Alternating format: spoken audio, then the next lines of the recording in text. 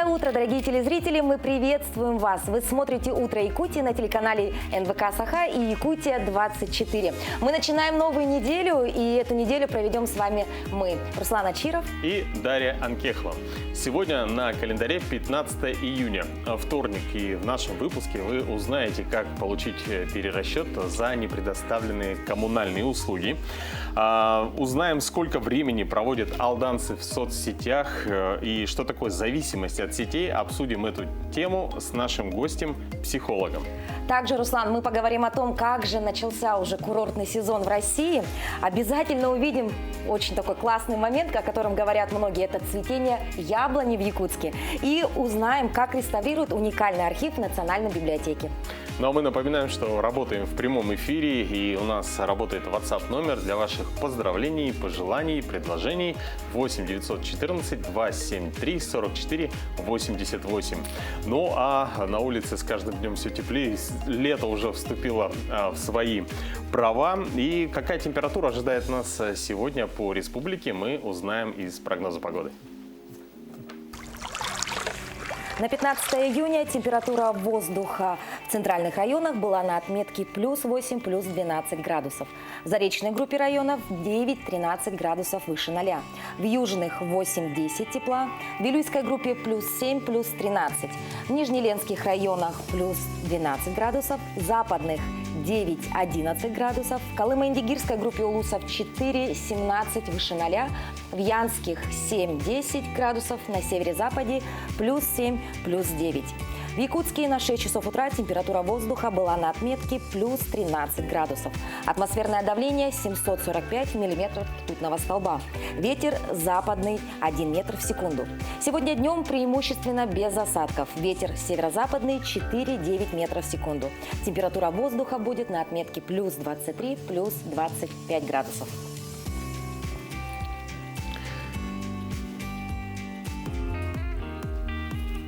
Кристина Якупова уже спешит нас познакомить с самыми свежими и последними новостями на этот час.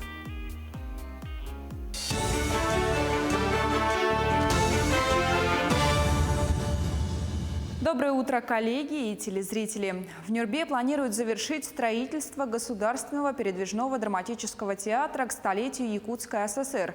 Этот объект станет одним из первых возводимых в рамках знакового для республики события. Об этом сказал глава республики Айсен Николаев в ходе рабочего визита в Нюрбинский район накануне. Общая строительная готовность здания составляет 40%. В настоящее время полностью завершены работы по устройству фундамента. Помимо самого здания театра будет благоустроена прилегающая к нему территория. Вопрос, который ставился десятилетиями. Сейчас стройка идет по графику. Мы надеемся, что к концу года уже общестроительные работы будут закончены. Ну и потом, после монтажа современного технологического театрального оборудования, объект уже начнет работать. И я считаю, что вообще это может быть один из первых объектов, которые мы уже запустим в рамках столетия нашей республики в 2022 году. Конечно же, при этом я вот сегодня поставил задачу, чтобы мы не только здесь здание театра вот достроили в этом году, но и вся прилегающая к театру территория стала современной территорией с комфортной средой городской, которая, я уверен, станет одним из любимых мест отдыха жителей города Нюрбы и его гостей. Даты проведения единого государственного экзамена у выпускников школ не будет меняться на фоне пандемии коронавируса. Принимаемые антиковидные меры позволяют сохранить плановый график на территории всей страны. Отмечается, что большая часть испытаний уже прошла в штатном режиме. Выпускникам предстоит сдать экзамены по иностранным языкам, обществознанию, биологии и информатике в основной период до 25 июня. Во всех помещениях и аудиториях, задействованных в итоговой аттестации, проходят обязательные процедуры дезинфекции, проветривания, а во время экзаменов действуют специальные правила дистанционной рассадки, особые условия входа и выхода в помещение. Также все зоны снабжены необходимыми антисептиками и иными средствами защиты. Дополнительно 4,5 миллиарда рублей направят на детский туристический кэшбэк в России. Соответствующее распоряжение подписал председатель правительства страны Михаил Мишустин. По его словам, доп. Финансирование позволит обеспечить льготными путевками еще более 200 тысяч детей. Запустить такой вид кэшбэка предложил президент России Владимир Путин. Программа распространяется на путевки, действующие в период с 10 мая по 20 сентября. Родители могут вернуть 50% стоимости отдыха, однако размер возврата не должен превышать 20 тысяч рублей. Деньги будут автоматически начисляться на карту МИР в течение 5 рабочих дней. Заявление на получение выплат можно оставить на портале госуслуг. На этом у меня все. Коллеги, передаю вам слово. Лето, которое мы так долго ждали, уже наступило. И, конечно же, уже не за горами пляжный сезон. Действительно, и многие уже девушки заботятся о своей фигуре. И специально для вас, дорогие наши друзья, наша постоянная рубрика «Зарядка». Доброе утро, меня зовут Мари, я фитнес-тренер. Я покажу сегодня отличную зарядку, которая заряжает на полный день. И поехали! Итак, первое упражнение. Мы ручки напрягли, прикрыли пах, встали на носки. И делаем выпрыжку на носках, ножки в стороны вместе. И ручки над собой поднимаем. Работаем в течение 20 секунд, отдыхаем 10 секунд. Итак, второе упражнение. Мы делаем выпад назад, колено 90 градусов, спинка прямая, в поясничке легкий прогиб. Работаем также в течение 20 секунд, отдыхаем 10. Итак, третье упражнение. Из состояния прямо мы ползем в планочку, не опускаемся вниз, просто зафиксированный корпус и обратно поднимаемся на прямые ножки, наверху выдох.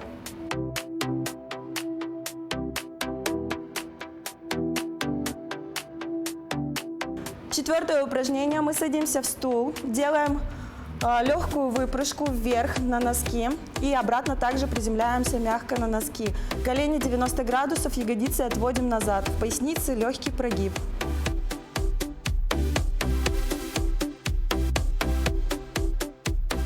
Пятое упражнение. Мы делаем выпрыжку на носках вперед-назад, при этом совершаем удары ручками.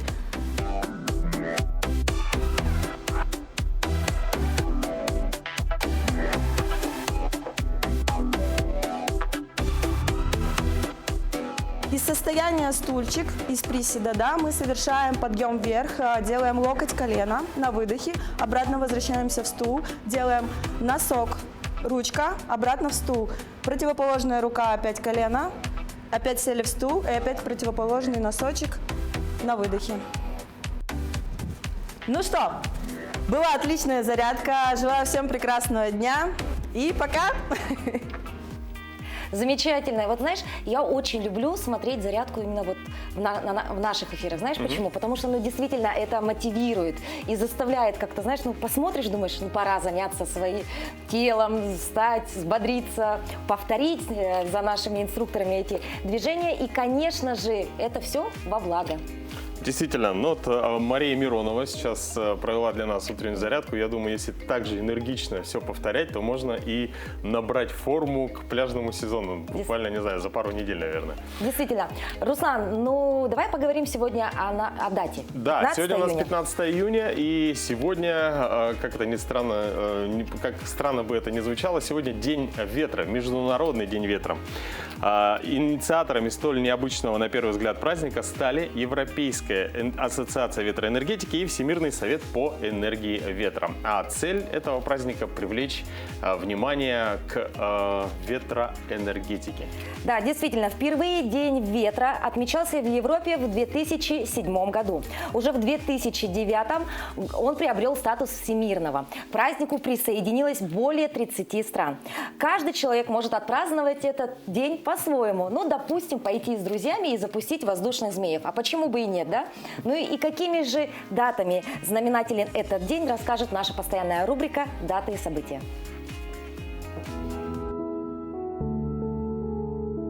15 июня – Всемирный день ветра и Всемирный день распространения информации о злоупотреблениях в отношении пожилых людей. Сегодня также день создания юнацкого движения в России. Общество юных натуралистов ведет отсчет с 1918 года. По народному календарю, если ветер дует с запада, в ближайшее время будет похолодание. 15 июня 1215 года английский король Иоанн Безземельный подписал Великую хартию вольностей. Документ, гарантирующий королевским подданным определенные привилегии и права, действует по сей день.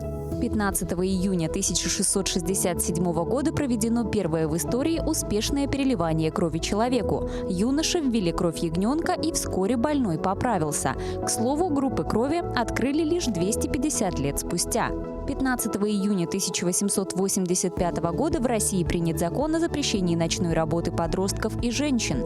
15 июня 1916 года в воздух поднялся первый самолет «Боинг». Гидросамолет на 2 поплавках американский инженер Уильям Боинг построил в лодочном сарае и сам сел за штурвал, поскольку пилот опоздал. 15 июня 1984 года – День образования Государственной инспекции по маломерным судам. 15 июня 1867 года родился Константин Бальмонт, русский поэт-символист, переводчик, эссеист. 15 июня 1914 года родился Юрий Андропов, советский государственный и политический деятель, глава СССР. 15 июня 1936 года родился Михаил Державин, советский и российский актер театра и кино, народный артист РСФСР. 15 июня 1946 года на свет появился Демис Русос, греческий певец и музыкант. В 1953 году в этот день родился Си Цзиньпин, китайский государственный деятель, председатель КНР с 2013 года. Именины в этот день празднуют Дмитрий, Иван, Константин, Мария, Никифор и Ульяна. Вот такой день, 15 июня. Руслан, ты знаешь, я недавно задумалась на одну такую очень тему интересную. Вообще, на что ты обращаешь внимание, когда вот ходишь в магазин за продуктами? Ну, в первую очередь, это, конечно, цена. Ну и во вторую очередь, это тоже немаловажно, срок годности. А вот очень большой процент россиян обеспокоен именно качеством продуктов, а конкретнее содержанием добавок и вредных веществ. Как это может отразиться на экономике, расскажет наш обозреватель Иван Лазаренко.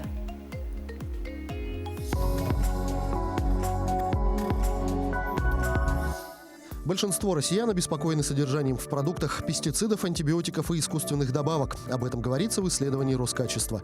Претензии к наличию кишечной палочки есть у 57% респондентов. Своим главным страхом при выборе еды 56% опрошенных назвали наличие в ней токсинов и тяжелых металлов, а около 36% обеспокоены ГМО. Самой проблемной опрошенные считают молочную и мясную продукцию, а также овощи. В хорошем состоянии фруктов усомнились 19% опрошенных, по 13% высказали опасения по поводу кондитерских изделий и рыбы. Качеству хлебобулочных изделий не доверяет 9% опрошенных. Хотя 98% считают безопасность продуктов важным фактором, около 30% признались, что купят продукт, который содержит потенциально опасные добавки, если он будет более дешевым. При этом 68% не готовы экономить, жертвуя безопасностью. Почта России планирует запустить проект по продаже товаров под собственным брендом «Почтовая марка». Оператор уже подал заявку на использование нового товарного знака «Почтовая марка» в Роспатент. Решение регулятора по регистрации бренда пока не принято. Сейчас в отделениях связи продаются сладости, игрушки и сувениры, однако оператор намерен к концу 2021 года расширить ассортимент товарами из более чем 100 категорий, включая скоропортящиеся продукты, мясо, молоко, творог и творожные изделия, а также сыры. Также в планах компании торговля косметикой, парфюмерией и средствами личной гигиены, средствами похудения, подгузниками и другими детскими товарами, посудой, текстилем, сувенирной продукцией и канцелярскими товарами. Вице-премьер России Виктория Абрамченко объяснила, почему власти не видят возможности ввести программу адресной продовольственной помощи для бедных граждан. По ее словам, контроль за ее реализацией обошелся бы слишком дорого. Чиновница оценила расходы на администрирование в десятки миллиардов рублей, при этом в правительстве не представляют, как эту сумму можно снизить. Необходимо следить и за тем, что помощь получают те, кому она реально нужна, и за тем, чтобы продовольствие было российского производства. По мнению Абрамченко, составить список нуждающихся было бы не очень сложно, сложно. Такую информацию мог бы дать Минтруд. Но вот вычислить линейку продовольствия и сам размер помощи куда сложнее, ведь это должны быть такие категории, которые люди с низкими доходами не могут себе позволить. Белок, рыбу, овощи, фрукты, мясо. Напомню, введение продовольственных карточек в России обсуждается чиновниками с конца 2000-х. В 2014 году Минпромторг выступил с предложением создать систему дополнительного питания для малообеспеченных граждан. Предполагалось зачислять средства на специальные карты, покупать на которые можно только продукты питания определенных позиций.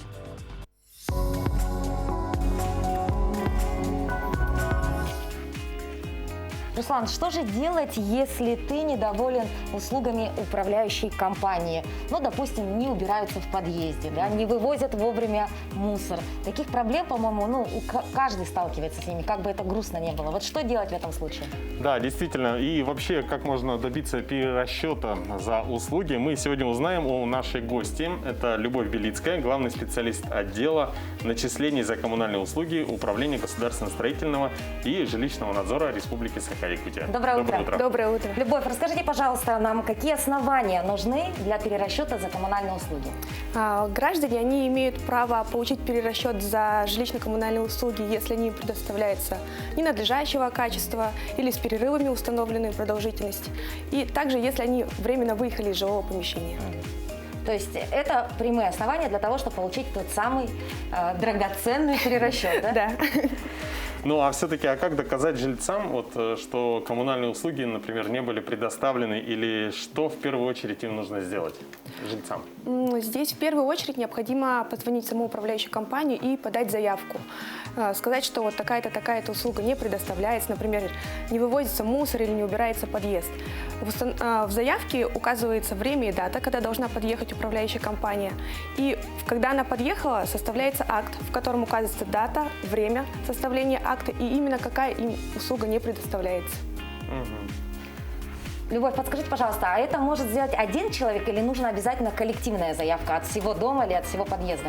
Или достаточно жалобы одного человека? Достаточно жалобы одного человека. Управляющая компания должна реагировать на каждую заявку. Если управляющая компания, например, уклоняется, да, по каким-то причинам от проверки и подписания акта, что делать в этом случае? В таком случае граждане, который подал человек заявку, он может право составить сам акт в установленное время. Вот, например, в дату заявки он не явился в управляющую компанию, он может в эту дату составить сам акт, но при этом должны быть два свидетеля, которые могут являться соседи. То есть акт подписывается и им, и двумя свидетелями. Да. А скажите, как часто вообще в вашей практике случаются подобные случаи? И всегда ли это все доходит допустим, до судебных каких-то разбирательств? Или в основном все решается в рамках подачи жалобы и ответа? Практика обычно такая, что управляющая компания, допустим, выезжает, составляет акт о том, что мусор не вывозили, но не составляется обычно второй акт. И тогда граждане уже обращаются к нам в Управление государственного строительного жилищного надзора. Наши инспектора выезжают, составляют тоже акт. И тогда уже определяется период, когда эта услуга не предоставляется. То есть первый акт и второй акт. И потом на основании этого акта, двух периодов, которые определяют, можно уже получать перерасчет, который также можно получить у нас. То есть мы будем проверять управляющую компанию и выдавать ей требования произвести перерасчет. А за какое время делается перерасчет и куда обращаться, если управляющая компания, например, отказывается его сделать? Но перерасчет, он делается, если, смотрите, вообще первоочередно, если все в идеальной картине, то есть управляющая компания составила и первый акт, и второй акт, то вы собираете эти два акта и пишете заявление в управляющую компанию, что сложился период, произведите нам перерасчет. Если она отказывает или игнорирует, то обращаются граждане в Управление государственного строительного жилищного надзора. Да, к нам. А больше всего жалуются на какие не предоставленные услуги? На что обратить внимание? То есть какая-то статистика, да? Да. Если статистика, то это в основном уборка подъездов и уборка дворовой территории. Но если на коммунальные услуги говорить, как горячая и холодная вода, иногда бывают жалобы, что горячая вода ненадлежащего качества и, в общем, такие вот. А после все прошло, например, удачно, через какое время может получить человек перерасчет? Есть ли сроки определенные? Да. Но обычно перерасчет делается в течение 5 дней. Управляющая компания должна дать ответ, что удовлетворяем вашу жалобу и вам будет сделан перерасчет. То есть, Любовь, такая достаточно щепетильная тема, да? Но самое главное, чтобы люди понимали о том, какие у них есть возможности и что они имеют право на тот самый перерасчет, правильно? Да, конечно. И давайте напомним еще раз, куда мы обращаемся. В первую очередь мы понимаем, что у нас проблема. Не убираются в подъездах. Мы пишем Заявку в управляющую компанию. Да. дальше, ждем. Ждете, не приходит, составляете акт сами и приглашаете 2 свидетелей. Они тоже подписывают этот акт. Далее. Пишите заявку в управляющую компанию снова. Вот, есть акты, пожалуйста, произведите перерасчет. Не производят, не отвечают, тогда вы уже обращаетесь в управление государственного строительного жилищного надзора. То есть к вам. Да? И тогда уже точно получим тот самый перерасчет. Да. Отлично. Ну, я думаю, все предельно понятно. Любовь, огромное вам спасибо за то, что пришли сегодня и дали много и полезной информации для наших зрителей. Ну а мы продолжаем наш эфир. В Национальной библиотеке Якутии хранится уникальный фонд отечественных, зарубежных и национально-краеведческих документов. Всего насчитывается более 1 миллиона 655 тысяч единиц хранения. И о том, как они хранятся, мы сейчас и узнаем. В Национальной библиотеке Якутии хранится уникальный фонд отечественных, зарубежных и национально-краеведческих документов. Всего хранится более 1 миллиона 655 тысяч документов. И о том, как они хранятся, мы сейчас с вами и узнаем. Фонды Национальной библиотеки имеют очень сложную иерархическую систему. По функциональному назначению они подразделяются на читательские и технологические. Технологические, если простыми словами вам объяснить, это помощники для читательских фондов. Это у нас обменный фонд, это резервный фонд. Например, в читательском фонде книги могут теряться, книги могут прийти в ветхое состояние. Вот тогда и приходит помощь вот как раз технологические фонды. В свою очередь, читательские фонды у нас подразделяются по форме обслуживания. Например, есть у нас фонд абонемента. Это значит, вы спокойно, бесплатно можете в течение 15 дней заниматься этой книгой. Так, у нас есть также уникальнейшие издания, которые мы очень храним бережно, как зеницу ока. Это книжные памятники. Следующий фонд – это газетный фонд. В 2019 году мы составили проект. Проект называется «Сохраним газетный фонд Якутии». И по этому проекту мы, в общем, считаем, что для наших читателей сделали очень хорошее дело. Все центральные газеты мы оцифровали. В библиотеках согласно госстандарту 7.50 установлено, что температура хранения должна быть 18 градусов, а влажность воздуха достигать 55-60%. К сожалению, в фондохранилищах библиотеки эти условия не соблюдены. Но специалистами библиотеки ведется большая планомерная работа по продлению жизни фондов. Реализуются проекты, ведется обеспыливание, реставрация и фазовая консервация документов. Открытие центров нейтрализации и инкапсулирования документов помогли бы в работе по сохранению книжного и газетного фонда республики.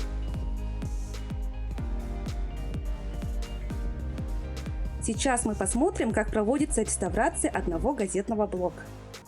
Сначала реставратор обеспыливает листы, затем с помощью влажной тряпки выправляют заломы.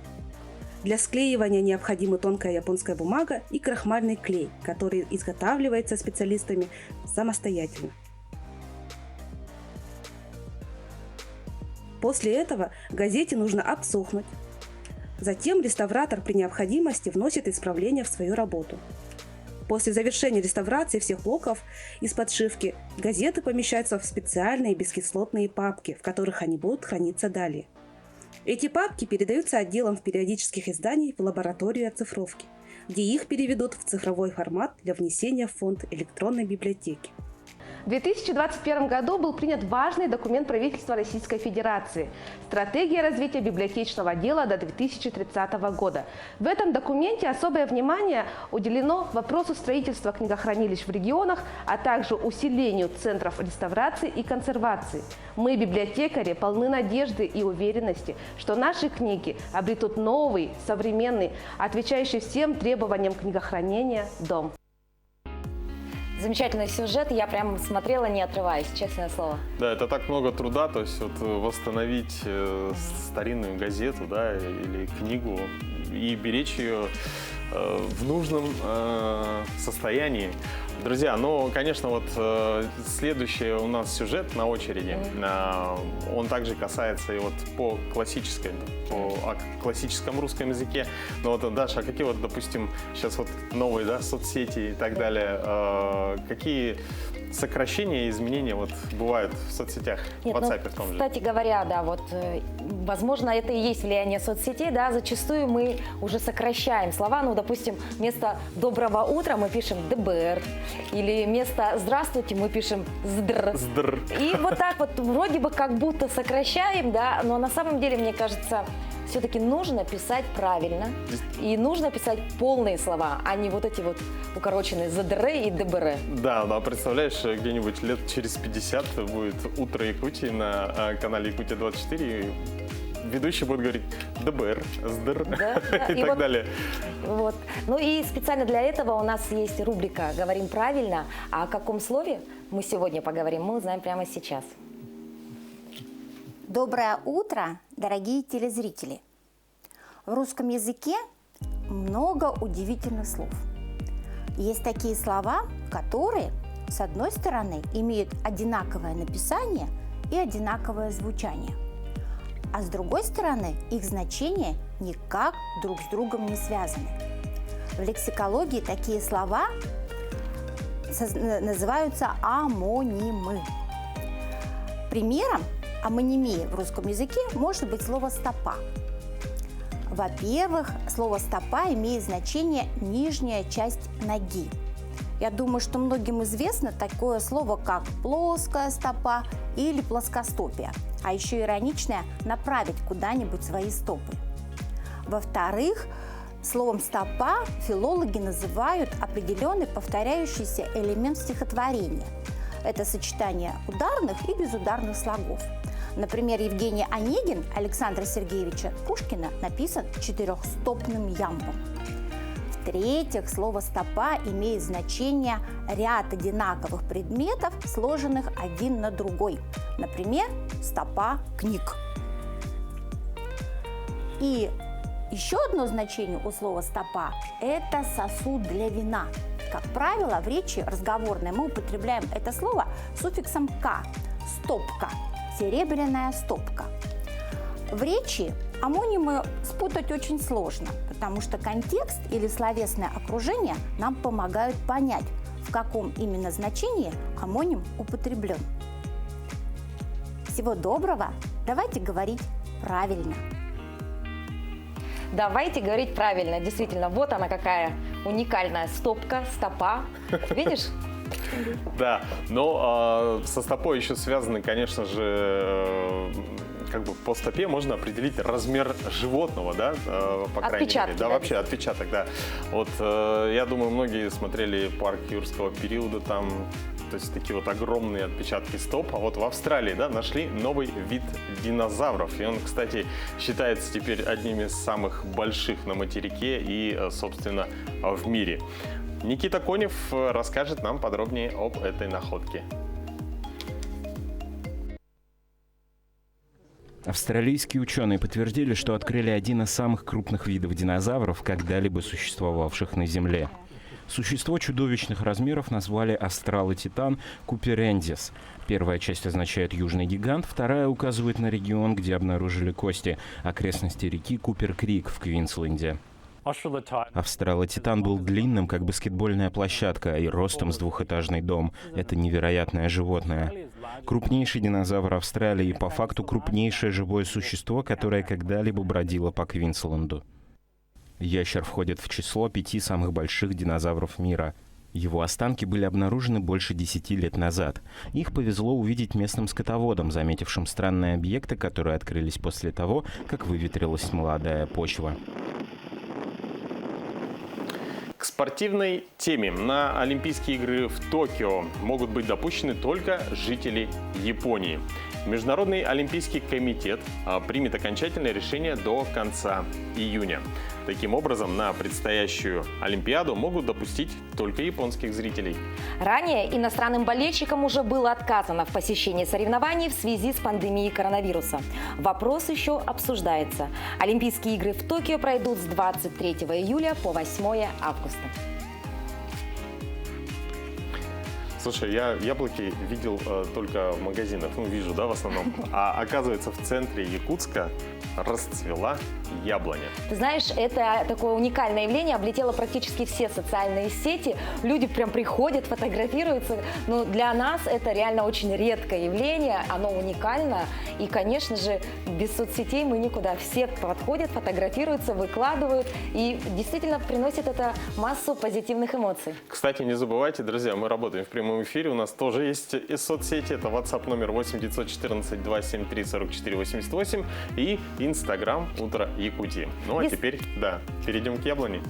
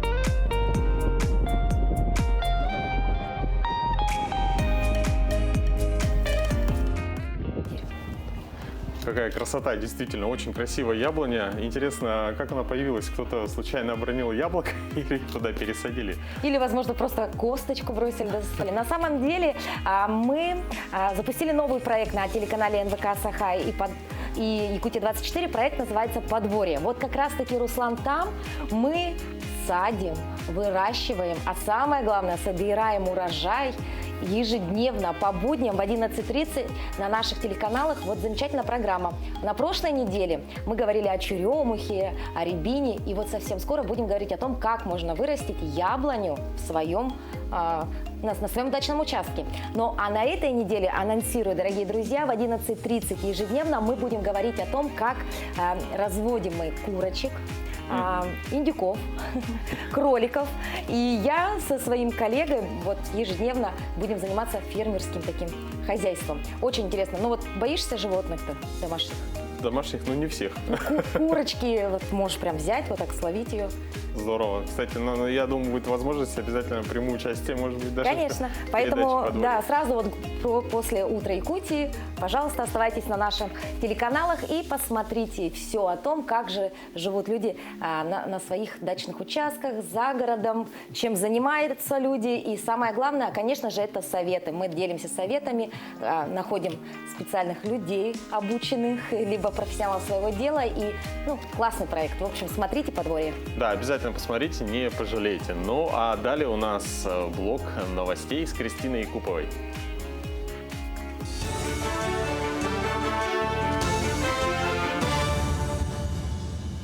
27 миллиардов рублей выделит правительство на софинансирование ипотеки для многодетных семей. Такое распоряжение подписал председатель правительства Михаил Мишустин. Выплату могут получить семьи, в которых третий ребенок и последующие дети родились после 1 января 2019 года. Сумма составляет 450 тысяч рублей. Согласно закону, многодетные родители смогут использовать эти средства не только на покупку или постройку индивидуального жилья, но и на приобретение строящего имеющегося объекта по договору об участии в долевом строительстве, а также для ремонта или в качестве паевого взноса члена жилищно-строительного кооператива. Кроме того, получить господдержку можно будет по кредитам, целью которых является приобретение жилого помещения с ремонтом или неотделимыми улучшениями. Сотрудники регионального МЧС и ГИМС продолжают рейды по лесам и водным объектам близ Якутска. Накануне специалисты проверили отдыхающих на нарушение правил пожарной безопасности в специально отведенном месте для отдыха на 20-м километре Покровского тракта. В лесу оказалось всего 3 компании, которые соблюдают противопожарные меры. Им раздали брошюры и провели профилактическую беседу. Напомним, в связи с особым противопожарным режимом гражданам запрещено разжигать костер на открытом месте. Кроме этого, чтобы избежать пожара, нельзя бросать непотушенные окурки, горящие спички и стеклянные бутылки. Убирать за собой мусор – обязательная мера для всех отдыхающих на природе. Нарушителей штрафуют на определенную сумму. Есть административная ответственность, предусмотрена Кодексом об административных правонарушениях Российской Федерации. Значит, это часть 2 в условиях особого противопожарного режима. Часть 2, статья 20.4 КоАП РФ. Значит, там административная ответственность за нарушение правил пожарной безопасности на граждан в размере от 4 тысяч рублей до 5 тысяч рублей, на должностных лиц от 20 тысяч рублей до 40 тысяч рублей и также на юридические лица от 300 тысяч рублей до 500 тысяч рублей. Бессмертный полк не состоится в очном формате в этом году из-за ограничений по коронавирусу. Шествие было запланировано на 24 июня в годовщину парада победителей 1945 года. Бессмертный полк может пройти в традиционном формате не раньше 2022 года. Напомню, акция в формате онлайн-шествия состоялась 9 мая. Каждый субъект страны получил свой поток трансляции. Филармония Якутии приглашает на закрытие 10-го юбилейного сезона. Концерт пройдет 17 июня, в день рождения заслуженного деятеля искусств РСФСР, народной артистки Якутской ССР Галины Михайловны Кривошапко. В сопровождении Государственного симфонического оркестра «Симфоника Арктика» под управлением Натальи Базалевой выступят молодые талантливые солисты. В концерте прозвучат произведения Моцарта, Чайковского, Равеля, Паганини, Штрауса, а также в преддверии национального праздника Исаах оркестр исполнит фантазию на якутские темы Юрия Степанова и приветственную увертюру Николая Берестова, партитуру которой автор посвятил Галине Кривошапко. К этой минуте у меня вся информация. Хорошего вам дня! Ну а теперь от основных новостей перейдем к новостям соцсетей. Танцующий енот из Югры стал настоящей звездой ТикТока. Юлия Табак из Нижневартовска опубликовала в своем аккаунте танцевальное видео. Запись уже просмотрели 11 миллионов пользователей. При этом 2 миллиона фолловеров оставили положительные реакции. Некоторые отмечают, что енот двигается даже лучше, чем сама девушка. Позже югорчанка разместила еще одну запись с животным, где сообщила, что ее партнер – девочка, ее зовут Василиса.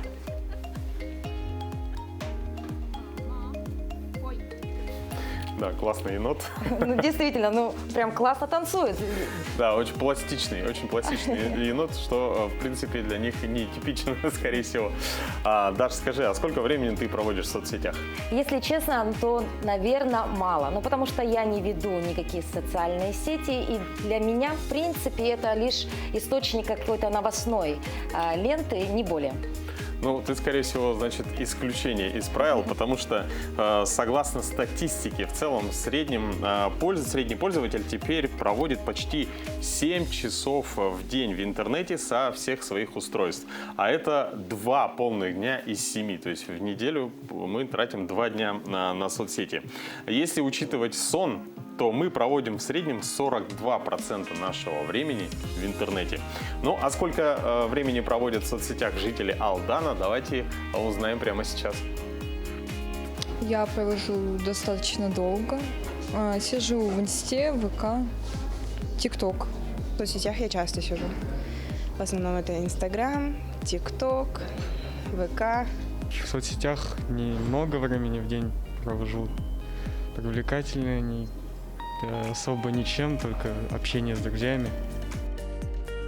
В силу вот этой общественной работы мы можем на сегодня общаться только вот так, создавая страницы. Поэтому, конечно, очень много времени приходится уделять соцсетям. Вообще в силу своей занятости, скажу честно, времени очень мало хватает на соцсети, и на какие-то приложения, например. Вообще не интересуюсь этим. Я в соцсетях, час максимум в день. В соцсетях я сижу примерно уже, наверное, лет 5, грубо говоря. Первая соцсеть была ВКонтакте, потом Инстаграм, ТикТок, Фейсбук. Я просто это смотрю, просто этим интересуюсь, но вообще не планировал становиться блогером по жизни. А так, в принципе, тут все на разные вкусы зависит. То есть все твои увлечения ты можешь там найти, все это доступно. Вот такой интересный сюжет. Действительно, статистика вещь такая интересная, да? Ты рассказал, сколько часов мы проводим. Мало же кто задумывается об этом. А действительно, ты-то тот самый известный блогер, тебе-то не знать, да? Ты, наверное, спишь с телефоном практически. Не знаю, все бывает по-разному. То есть, в принципе, иногда, наверное, даже вписываюсь в статистику. То есть около 7 часов, скорее всего, так между делом, когда смотришь или даже по работе что-то ищешь и так далее. То есть это... Статистика работает, я думаю. А ежегодно, кстати, 14 июня интернет-сообщество отмечает Международный день блогера. С праздником тебя! Да, с праздником. Спасибо. Идея проведения праздника родилась в 2004 году. А блогер, согласно правильному описанию, это человек, который самостоятельно ведет и администрирует свой интернет-дневник, где регулярно рассказывает о событиях своей жизни, делится фотографиями, выражает свои мысли. А вообще этот замечательный праздник делает людей ближе. Он дает им возможность поддержать друг друга, сопереживать, поделиться, порадовать друг друга. И все это, конечно, благодаря интернету. О якутских начинающих и профессиональных блогерах в материале нашего корреспондента Ирины Григорьевой. Да, я сам себе торт делаю, никогда не покупаю. Люди заказывают, а я заказы не беру. Еда – это искусство, а процесс всегда творчество, отмечает оператор Павел Пахомов. Все началось с одной фотографии, случайно выложенной в интернет. Повседневная еда в красивом ракурсе понравилась многим. Теперь у него больше 1000 подписчиков. Фаршированные блины с треской, рыбные пироги и вкусные десерты. Признается, с детства любит готовить, особенно торты. 6-7 лет назад в МГ работал рабочим в школьной столовой. Там девчонки творили классные блюда. Я там сидел, смотрел. В тишине смотрел. Потом дома начал готовить. Продукты для повара – это краски для художника, отмечает Павел. Из одних и тех же продуктов рождаются и повседневная еда, и шедевры для гурманов. Павел отмечает, главное в кулинарии – вдохновение, ведь красота готового блюда мимолетна. Советуют – включите фантазию, вдохните жизнь в каждый ингредиент и создайте свою собственную вкусную картину. На этой площади я снимала одно из своих самых популярных видео. Это была экскурсия по Якутску в 50-градусный мороз. На мне была эта шапка, и я с собой взяла свою камеру, которая в этот день замерзла. Зимний пейзаж в минус 53 изменил мою жизнь, отмечает блогер Мария Солко. Мама в декрете решила снять обычный январский день для друзей-иностранцев. Экстремальный холод, жизнь на севере всегда привлекают туристов. Марина уверена, блогером может стать каждый, у кого телефон, вдохновение и капелька смелости. Hi everyone, my name is Maria and I live in Yakutia. It's the coldest inhabited place in the world. Всегда было интересно, как мы одеваемся в Якутии. И я сделала одно видео для своих друзей на английском языке, чтобы они поняли. И подумала, что у нас же все равно приезжают туристы, может быть, они тоже посмотрят, чтобы они были подготовлены. Сняла это видео и выложила, и забыла. Потом через год я о нем вспомнила, зашла, посмотрела, а там уже было больше 10 000 просмотров. Просмотры показали интерес, лайки и комментарии, желание объяснять и показывать дальше. Больше 50 000 подписчиков на YouTube и около 4 000 в Инстаграме. Так, благодаря блогу Марии, Якутия заговорила на английском. Для нас, что обыденность, для них необычный контент. Большинство роликов Мария сняла в Намцах во время пандемии. Повседневный деревенский быт задал новый тренд. Зимняя рыбалка, заготовка льда, якутские морозы. И целая рубрика о якутской кухне. В каждом иностранном слове Марии чувствуется любовь к своему родному, якутскому. Мы, будучи теми, кто мы есть, да, то есть живя в Якутии и будучи жителями этой нашей красивой родины, мы должны гордиться этим и не стесняться. И вот простые вещи, которые мы делаем каждый день, они на самом деле очень оригинальные и интересные. Не важно, на что снимать, главное, контент и подача, да? Оригинально и интересно. Главный принцип работы известного в Якутии блогера и путешественника Руслана Ачирова. Признается, все началось с любви к внедорожнику в 2012 году, когда он принял участие в соревнованиях для любителей быстрой езды.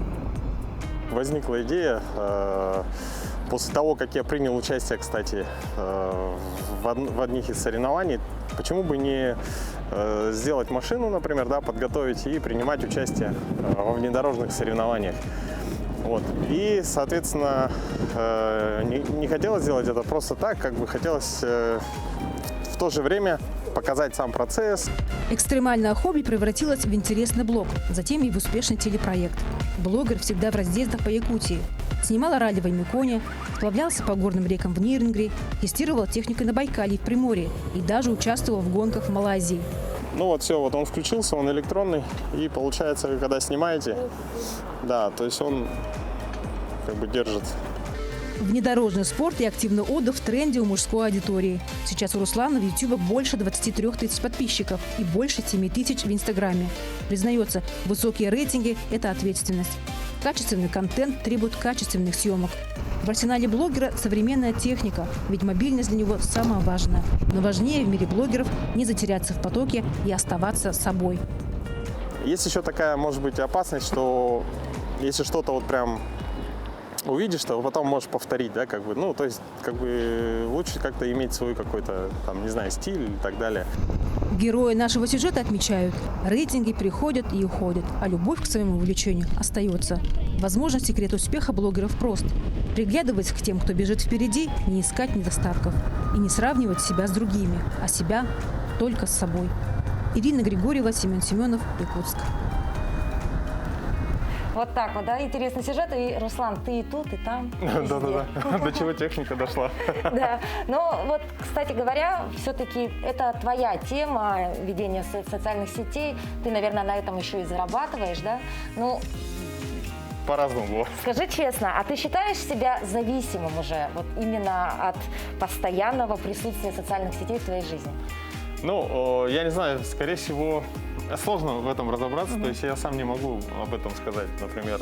Я открываю, допустим, WhatsApp, Instagram, YouTube, заглядываю, просматриваю. Считать это зависимостью или нет, мы, кстати, можем сегодня узнать у нашей гости, которая прямо сейчас уже находится в нашей студии.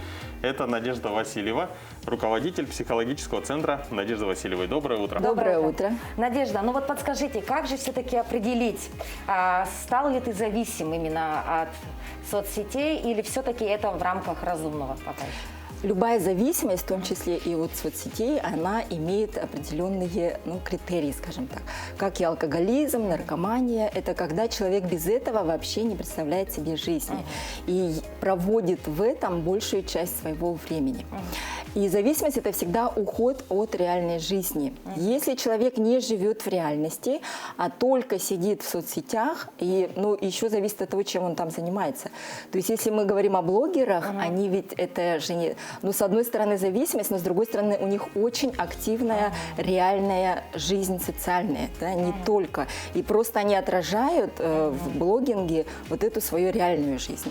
А зависимые люди, они живут только в виртуальном мире, и когда пропадает интернет, когда нет возможности выйти, они испытывают прямо ломку от того, что у них забрали эту возможность. Ой, я наоборот радуюсь.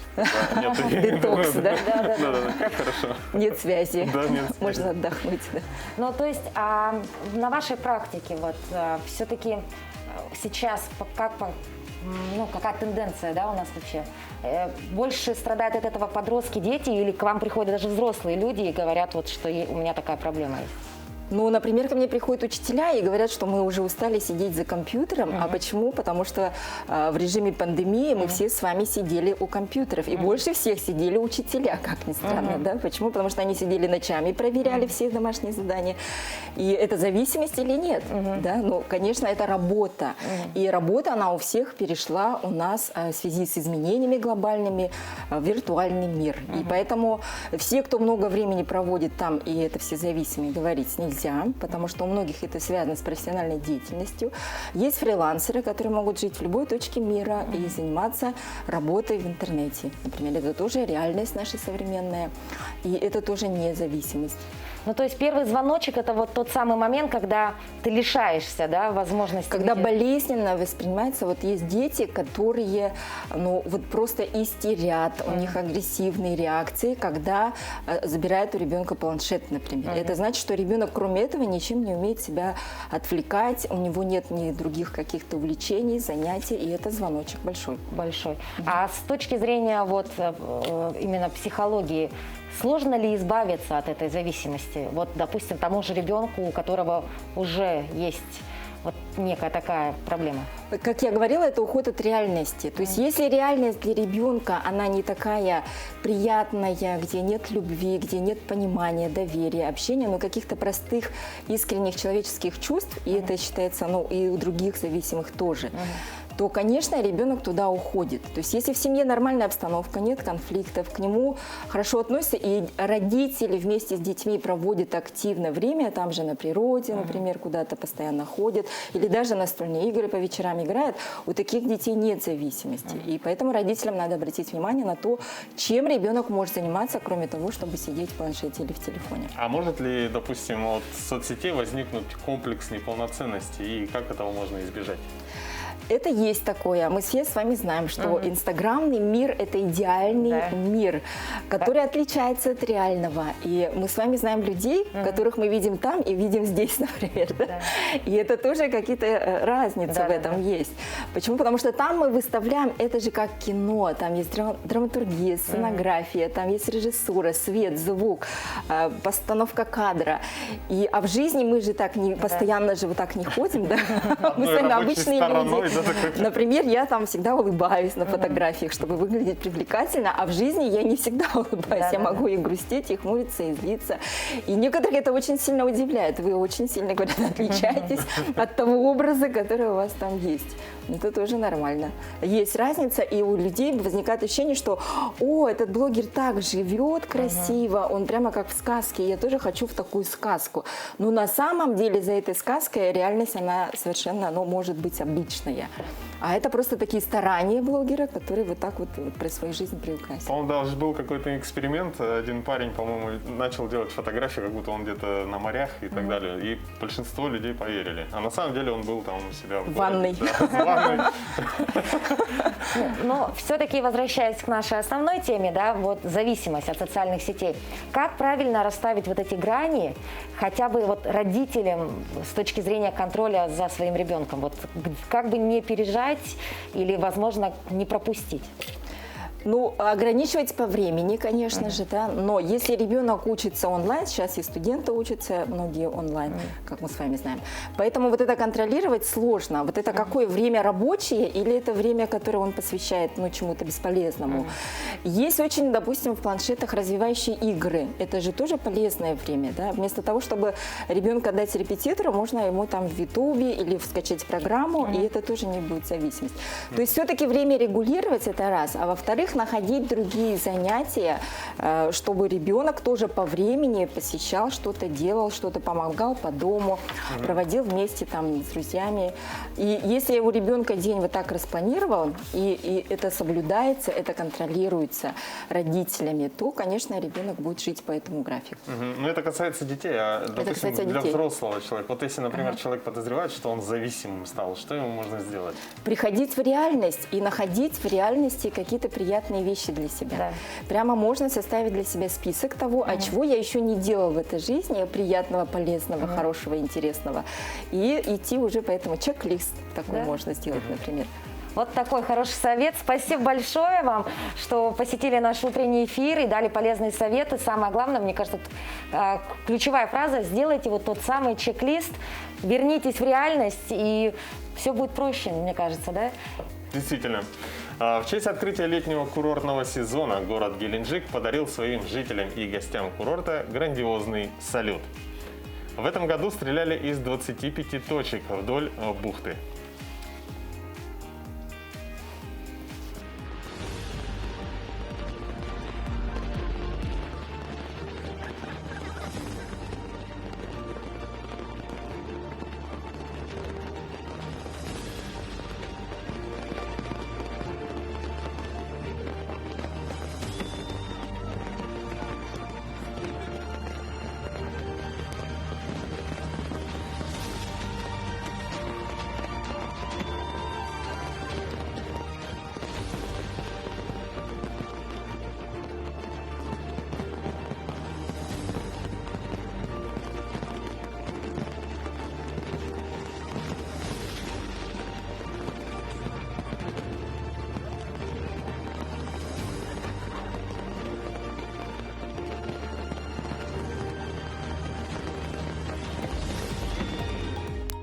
Эх, какая красота, да?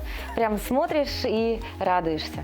Действительно, но я думаю, что, конечно, в последнее время не хватает нам праздников в том виде, в котором мы, конечно, привыкли. То есть различные ограничительные меры, конечно, они способствуют не распространению инфекции. Надеюсь, что мы когда-нибудь, конечно, обязательно ее победим. Ну, а наш утренний эфир, к сожалению, подходит к концу. Мы напоминаем вам о том, что мы работаем в прямом эфире, и мы будем рады, если вы будете писать нам, скидывать свои новости на нашу инстаграм-страницу. Вы видите сейчас адреса на экране. Ждем ваши новости, поделитесь радостью, возможно. А может быть, задайте нам вопрос, мы постараемся обязательно ответить на них в нашем эфире. Ну, а в конце нашего выпуска хотелось бы пожелать вам всего самого наилучшего и посмотреть интересные архивные кадры. До свидания.